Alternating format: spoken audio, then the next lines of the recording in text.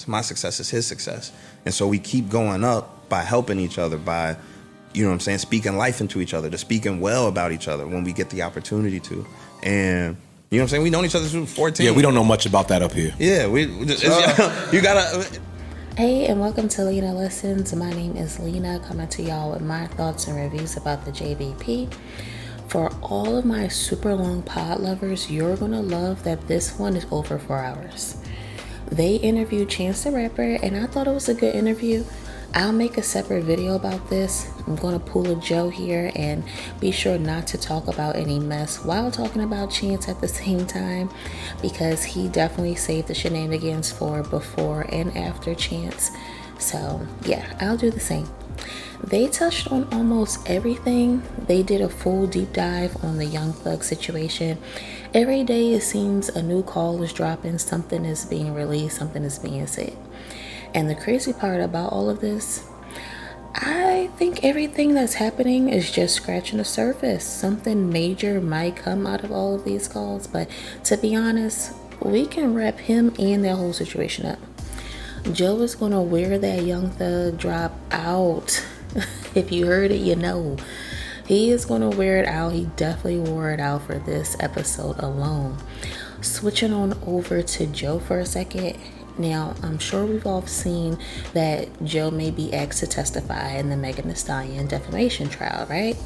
And Joe addressed it on here, and I'm glad that he did. Glad that you did. And of course, he talked about the possibility in true Joe form. He said he'll sell his testimony, and just know that mess around and be on a $500 pay-per-view video. I don't put it past him. So I don't know. I may be looking too far into this, but I thought the gang was laughing a little too hard during this segment. It wasn't too crazy. It wasn't like overkill, but it was enough for me to notice, and apparently so did Joe to an extent, because if one person is getting on Joe, he can laugh it off. But the moment several people are kikiing and laughing and smiling so hard that they're showing all their teeth, he has a problem, and he wears it on his face, especially if it's from Ish. Y'all know that. He tried to shoot back at them towards the end, or afterwards rather, with I know who had a car, the woman's name, etc. And that's when the room started to do what the room does. Also, while we're on cars, Joe pulled a mark with a back in the day story. Apparently no one up there knew Joe called Andre Iguodala up to put a car in his name eons ago. That was hella random. Like that was a Mark behind story. Like, you know how Mark just pulled like a crazy story from his past back, and we'd be like, what? This was it. You know what I noticed also? We tune in for the pod, but it's like we're getting two shows at this point, because the drama and the subtle shade just be spilling out into the pod, just oozing on out to the pod now. It's like you can't help but to raise an eyebrow or something sly being said, because we have an idea about the BTS drama, and not a lot, but enough to put two and two together, especially if you're a long-time listener or watcher of the pod.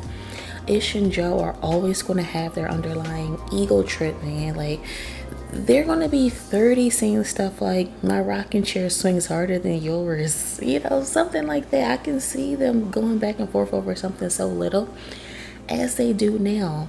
It's always, even when you think they're about to be on, you know, some cool, calm, we bros type stuff, they find a way to mess it up when you be like, darn it, I thought we had something here. But I be catching the shade. You ain't slick, Joe. You ain't slick. The last 4 minutes is where the mess lied the past 2 episodes for me. I called it. Messy boots, boy. Flip walked in, and at that moment, I'd rather say, and was in a better mood. You can tell he was in a better mood. That cloud was up from on top of him. And guess he heard everyone's takes about how he's coming off up there now. Clearly Flip was going through something previously, and even mentioned how he was appearing at the home.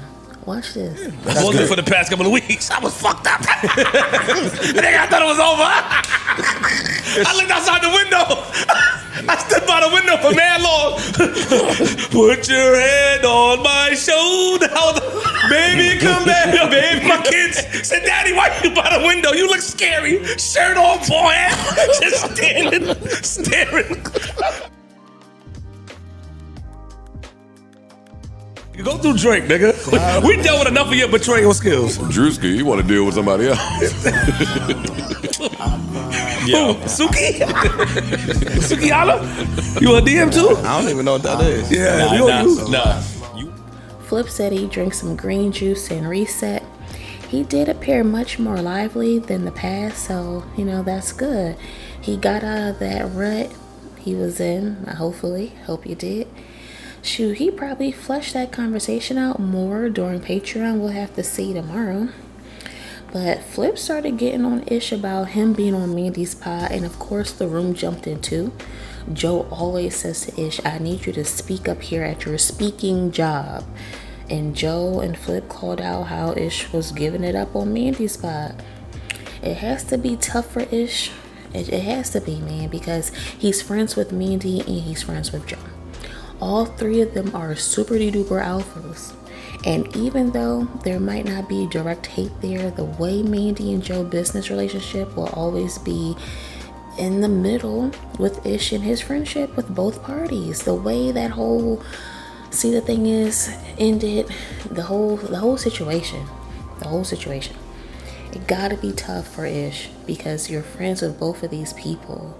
And you're probably hearing, I'm pretty sure he's hearing stuff from Mandy about how things was. I mentioned this in my previous video that, who's to say Mandy's not telling him the ins and outs of what she had to deal with or what she went through, so forth and so forth. And now Ish is up there and he's probably trying to compare and contrast or try to make sure certain things doesn't happen to him. And you know what I mean? Like stuff like that. And I listened to Horrible Decisions before the rebrand to Decisions. So I can see how it can be tough for Ish. I really can. I can. Ooh, guys, I have a feeling things are just going to continue to unravel as we set into fall and winter. It's quite obvious, even though, they try to play cute and they try to act like, ain't really nothing to it. And it's probably not. Said that before too in multiple videos. It's probably nothing at all. But it's something, man. It's something. And I have a feeling that the next Patreon, tomorrow's Patreon is going to be good based on the way the main pod ended, so we'll just have to see. Let me know what were some of your key takeaways from this episode. Also, do you think Flip is going to get back to basics? Do you think he's going to finish up what he was talking about on Patreon? Let me know. Like, comment, and subscribe if you're feeling the content. I'll keep it rolling. Until next time, y'all. Bye.